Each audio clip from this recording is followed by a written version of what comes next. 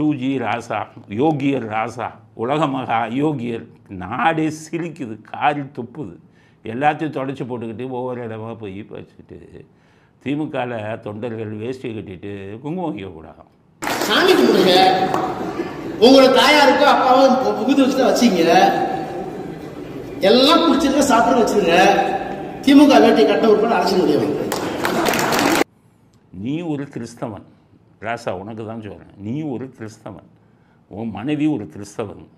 ஒரு இந்து மதத்தை பற்றியும் அதையும் இப்போ இந்த நம்பிக்கை குருட்டு நம்பிக்கை இப்படின்னு எல்லாம் பேசுகிறதுக்கு உங்களை போன்ற முட்டாள்களுக்கு அனுமதி இது கிடையாது, உரிமை கிடையாது. ஒரு மதத்தை பற்றி எப்படி நீங்கள் பேசலாம்? குங்குமங்கிறது இந்து மதத்தை சேர்ந்த மக்கள் வைக்கிறது. குங்குமத்தை அவமதித்து பேசுகிறீங்களே, வெக்கமாக இல்லை? துர்கா ஸ்டாலின்கிட்ட போய் சொல்லுங்கள். குங்குமத்தை வச்சுட்டு ஊராக கோயிலாக போய் சுற்றிக்கிட்டு இருக்க உங்கள் திராவிடம் எங்கே போச்சு? ஊராக சுற்றிக்கிட்டு இருக்காங்களே. திராவிடத்துக்கு இது நாருத. இப்போ இது துர்கா ஸ்டாலின்கிட்ட கேளுங்க, குங்குமம் வைக்காதீங்க.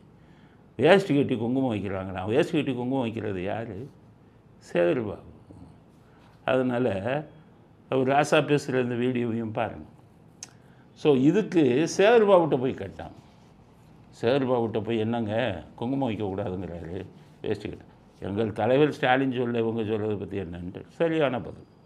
கரை வேட்டி கட்டியவர்கள் முற்றிலா வைக்கக்கூடாதுன்னு சொல்லிட்டு உங்க கொள்கை பரப்பு செயலாளர் ராசா பேசியிருக்காரு.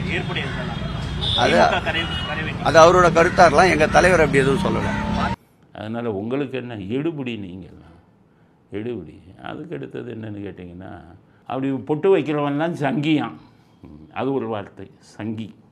ஆனால் நீங்களும் பொட்டு வச்சு சங்கியும் பொட்டு வச்சு நீங்களும் கயிறு கட்டி சங்கியும் கயிறு கட்டினா எவன் சங்கி எவன் ஆண்? பொட்டு வச்சா சங்கியான், அதாவது மூடப்பழக்கமா, அது சங்கியம். உங்கள் கருணாநிதி வந்துக்கிட்டு இப்போ வேஷ்டியும் சட்டையும் போட்டு வருஷக்கணக்கில் மஞ்சள் துண்டை போட்டார். எதுக்கு மஞ்சள் துண்டு போட்டார்? ராசா உங்களை தான் கேட்குறேன். உங்கள் தலைவர்கிட்ட கேட்டிங்களா ஏன்ப்பா மஞ்சள் துண்டு போட்டேன்னு? ஜூன் மாதம் 3ஆம் தேதி பிறந்தான், குருவோட இது நம்பரில் பிறந்துட்டோன்னு சொல்லி மஞ்சள் துண்டு போட்டவர் உங்கள் தலைவர். உங்கள் தலைவரை சங்கின்னு ஒத்துக்கிறீங்களா? துர்கா ஸ்டாலினை சங்கின்னு ஒத்துக்கிறீங்களா? இப்போ இருக்கிற தலைவர் ஸ்டாலின் அவர் என்ன பண்ணார்? திருப்பதியிலேருந்து பிரசாதம் கொண்டு வந்துட்டு வீட்டில் வச்சுட்டு தானே பதவி ஏற்றார். அவரை சங்கி என்று ஒத்துக்கொள்கிறீர்களா ராசா? அதுக்கடுத்தது உங்கள் ஸ்டாலின் இன்னொரு வேலை பண்ணார். 60ஆம் கல்யாணத்துக்கு திருக்கடையூருக்கு உதயநிதி ஸ்டாலினை கொண்டு போய் 60ஆம் கல்யாணம் பண்ணி தாலியெல்லாம் கட்டி கொண்டாடினார்.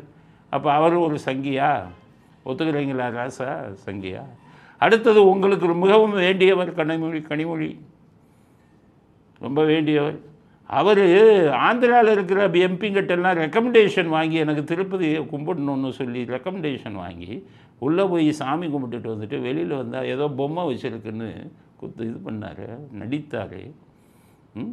அத்திவரதர் கோயிலுக்கு போய் க்யூவில் நின்றவங்களாச்சே உங்கள் மூக்கு கனிமொழியோட குடும்பம். கனிமொழியை சங்கின்னு ஒத்துக்கிறீங்களா? இல்லை நயன்தாராவை கூப்பிட்டுட்டு பழனி கோயிலுக்கு போனார் உதயநிதி, அவரை நீங்கள் சங்கின்னு ஒத்துக்கிறீங்களா?